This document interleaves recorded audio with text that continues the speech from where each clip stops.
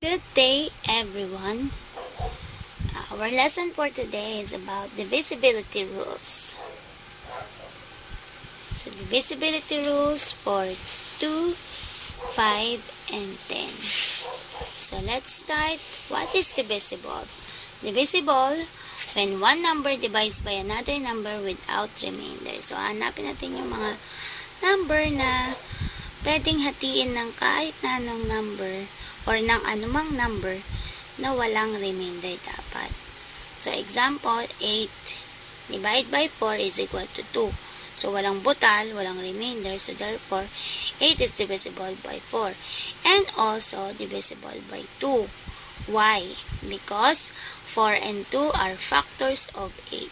When you multiply 4 by 2, it is 8. Another example is 20 divided by 5. So, therefore, 20 is divisible by 5 and also divisible by 4 because 5 and 4 are factors of 20. So, when we multiply 5 by 4, it is 20. Remember that multiplication and division are inverse operation. Okay? So, let's go to divisibility rule for 2. Ano nga ba yung rule para sa divisibility of 2? Okay.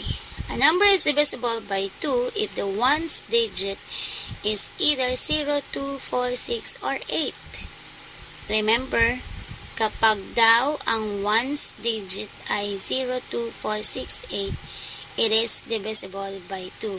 Or simply, a number is divisible by 2 if it's even numbers. Kapag even number ang ating given, it is divisible by 2 because the ones digit of even number is either 0, 2, 4, 6, or 8. Always remember that.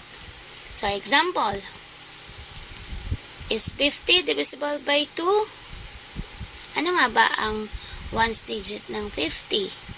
So, 0. So, therefore, yes, since the ones digit is 0, which is divisible by 2, therefore, 50 is divisible by 2. Okay, let's have our activity.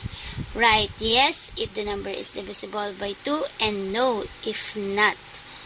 Ready na ba? May pen ka na? May paper ka na ba? Okay, let's start. 496.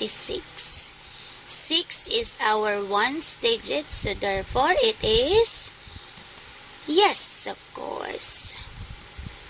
1934. Our ones is 4. Is it even? Yes, so therefore it is divisible by 2.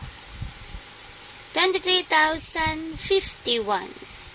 1 is the ones digit. Do you think it is divisible by 2? Oops, no. Not divisible by 2. So, great job. You get the correct answer. Let's move on. Divisibility rules for 5. A number is divisible by 5 if the ones digit is either 0 or 5. Kanina, divisibility rules natin for 2, even 5 ang ating tatandaan. 0, 2, 4, 6, and 8. Pero ngayon, divisibility rule for 5, only 0 and 5 ang ones digit. Okay, so let's have our example. Is 765 divisible by 5? Do you think, is it divisible by 5 if the ones is 5? Of course, yes, since the ones digit is 5, which is divisible by 5, therefore, it is divisible by 5. 765 is divisible by 5. So, kayang-kaya na, no? So, tatanda na lang, divisibility rules by 5. Dapat ang ones digit ay 0 or 5. So, let's check if the number is divisible by 5 and x. If not, ready na? Sulat uli. Ready. 840. 0 ang kanyang ones. Is it divisible by 5? Yes, of course. It is divisible by 5. How about 3,127? 7 is the ones digit. Do you think it is divisible by 5? No, not divisible. Very good. How about 14,785? 5 is the ones digit. Do you think it is divisible by 5? Of course. If you got it, great job. Okay, let's continue. Divisibility rules for 10. A number is divisible by 10 if the ones digit is 0. So, ngayon, isa na lang.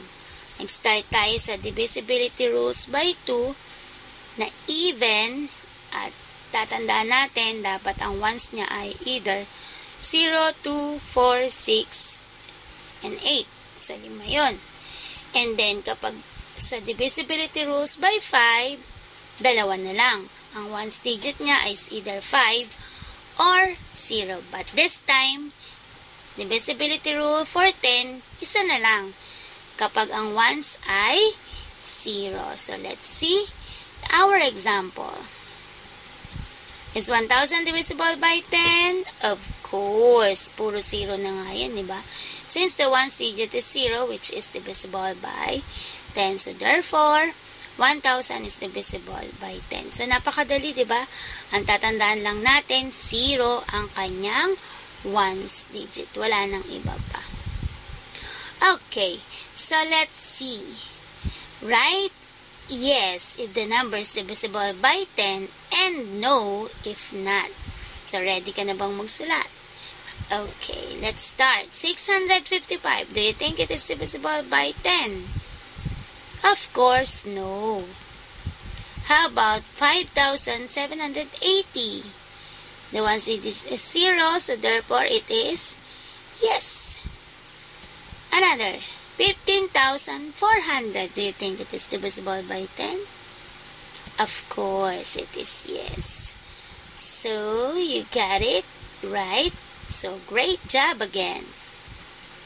Let's have our table. So, what will you do is to identify this number if it's divisible by 2, 5, or 10. So, we will check. I-check natin each box. Kung yung 450 nga ba ay divisible by 2, by 5, or 10. O baka pwede siyang para sa lahat. O baka pwedeng isa lang. So, ang gagawin nyo, i-identify nyo yung tatlong given numbers. So, I'm giving you a time in 5 seconds to check at to identify. Okay.